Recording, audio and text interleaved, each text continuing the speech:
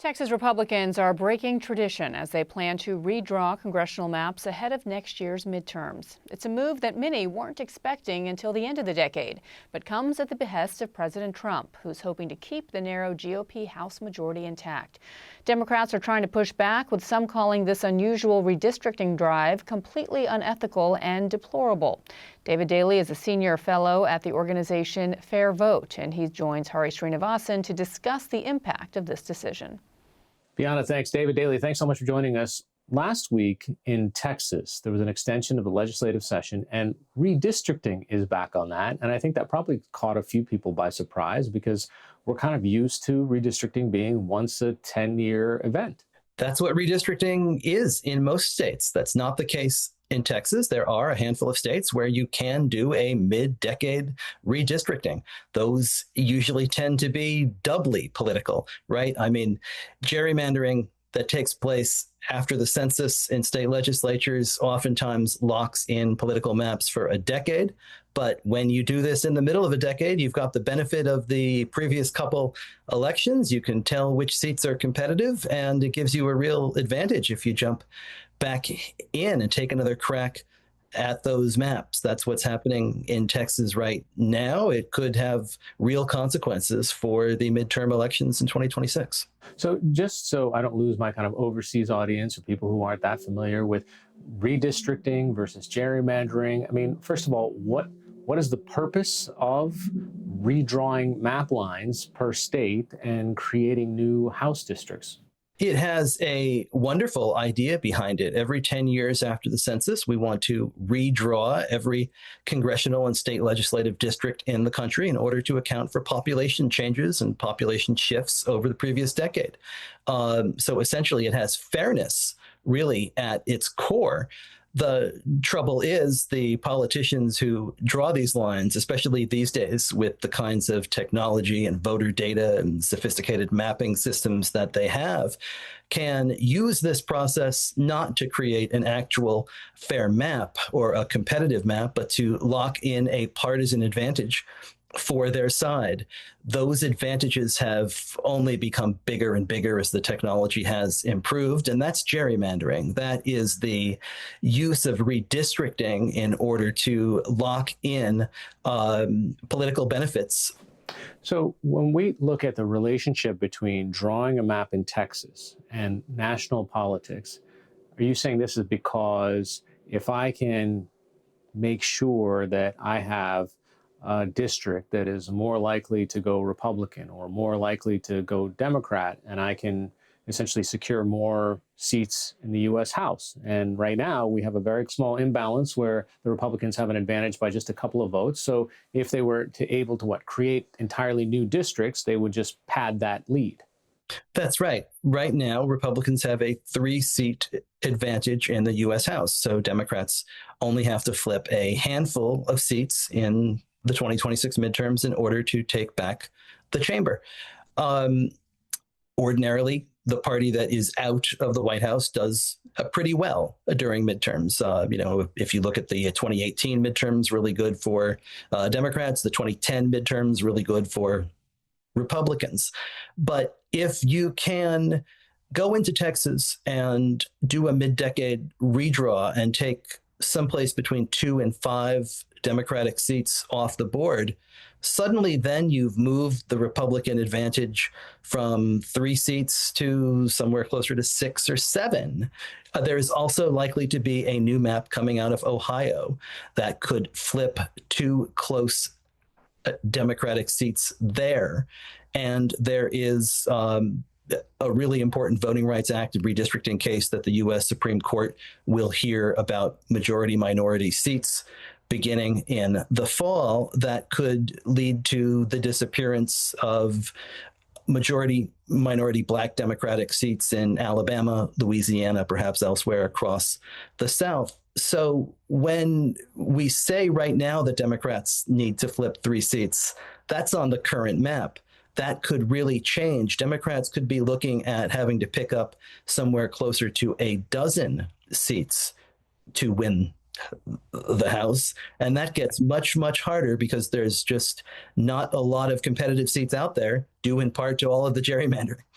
The Department of Justice sent Governor Abbott a letter earlier this month. And they were expressing serious concerns regarding the legality of 4 of Texas's congressional districts. They basically said that these are unconstitutional racial gerrymanders.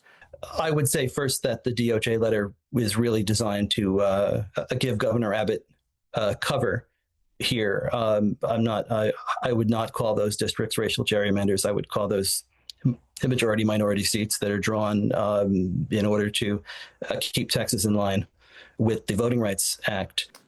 In a statement, the Texas Republican Party said this latest round of redistricting is an essential step to preserving GOP control in Congress and advancing President Trump's America First agenda. I mean, in a way, it's a very honest declaration of their intentions, but it's also very partisan. Is it legal?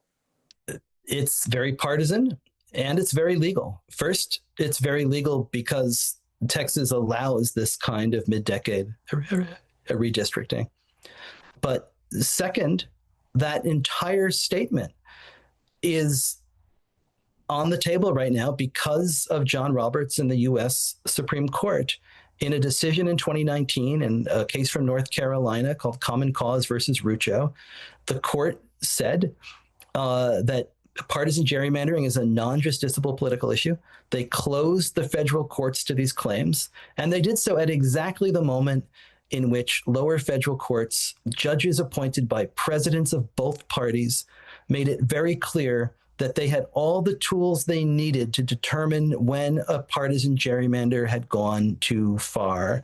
They threw out Democratic gerrymanders in Maryland. They threw out Republican gerrymanders in Ohio and Michigan and North Carolina and Wisconsin. And they had a range of evidence, and they said, we know how to do this.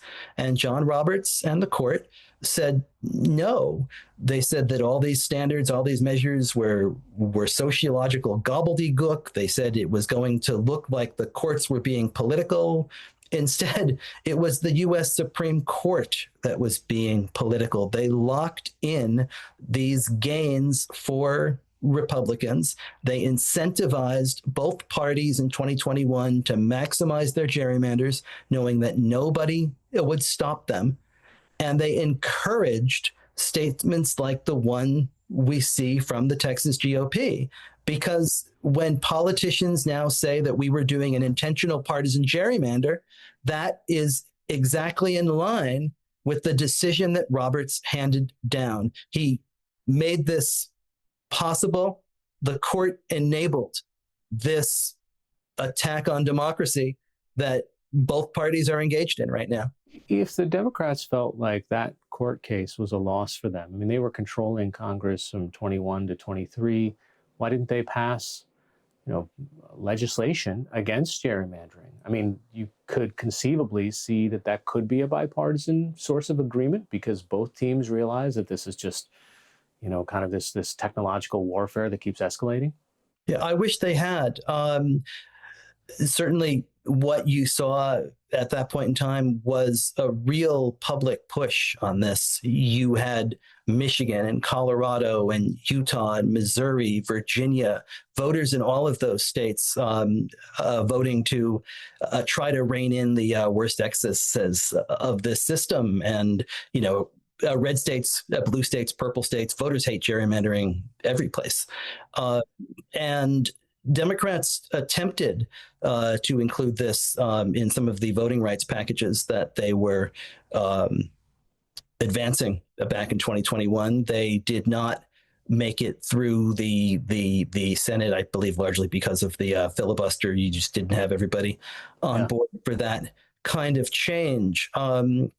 This is a national problem. It needs a national solution. It can't be fixed piecemeal state by state. And when the courts pulled themselves out of this, it really took away the last best possibility of a neutral arbiter coming in and trying to enforce a standard. It's really difficult for politicians to end gerrymandering. They benefit from it. They like it. If we're going to fix it, it needs a national problem, and it needs to take on the real fundamental question here, which is that in a nation that has 435 single member districts, how you draw the lines in all of those districts determines winners and losers. There's a bill that Congress is considering right now, the Fair Representation Act, proposed by Don Beyer and Jamie Raskin, that would move us towards a more proportional system that would make every district a swing district. It would put an end to gerrymandering. Oh, and by the way, it also calls for an end to mid-decade redistricting every place. I think that's the kind of big picture thinking that this requires. So what would be the impact if, say, Governor Newsom in California or Governor Murphy in New Jersey tried to counter whatever happens in Texas? It would be additionally bad for voters in all of those states. I think the road in California is very difficult. California has a nonpartisan independent commission draw its lines. If California wants to do something about this, they would either have to have a special election to change their constitutional system, or the legislature would have to find some kind of fig leaf to suggest that they could do a mid-decade redistricting on their own above and beyond the commission. That would certainly wind up in court, and I can't imagine that the legislature would win. New Jersey could do the same thing. They have a commission. The state legislature could try to step in, but I think that Democrats have really maximized their gains on a lot of these maps.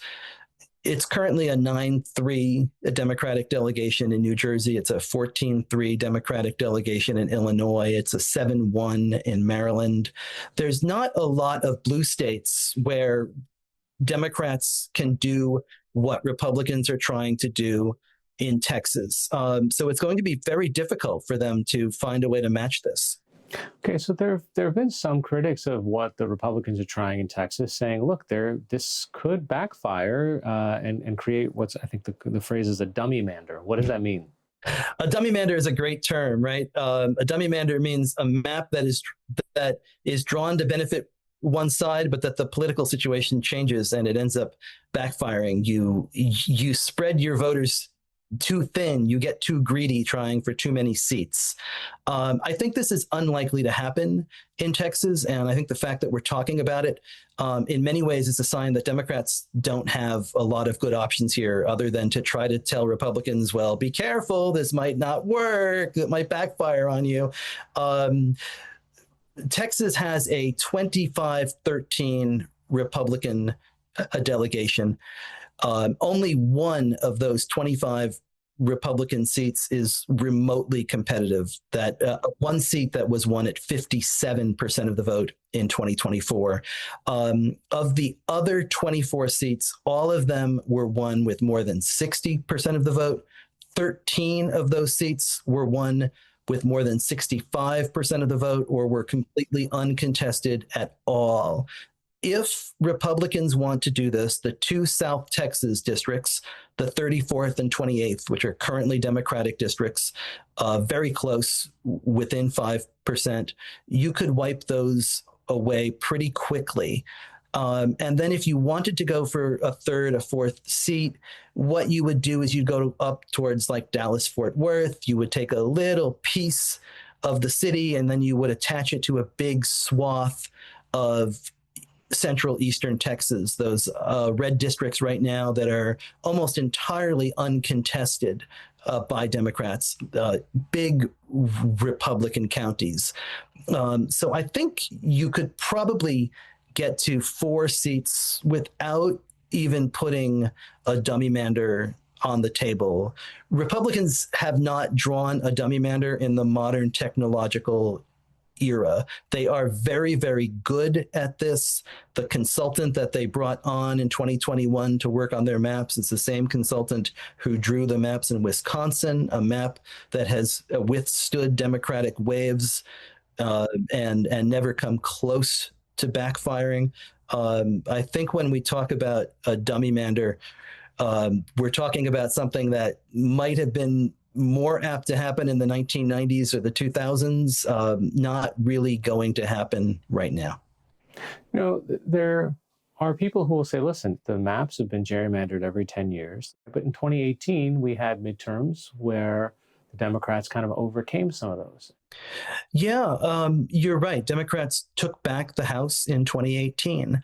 But I think what's important to recognize about that is that Democrats were able to win that back, not because they defeated gerrymandering or because these maps backfired, but it's because Democrats and citizens defeated these maps in the courts ahead of time. So you had court cases that created fair maps and got rid of the gerrymandered maps in Pennsylvania, in parts of Florida, in Virginia, in North Carolina.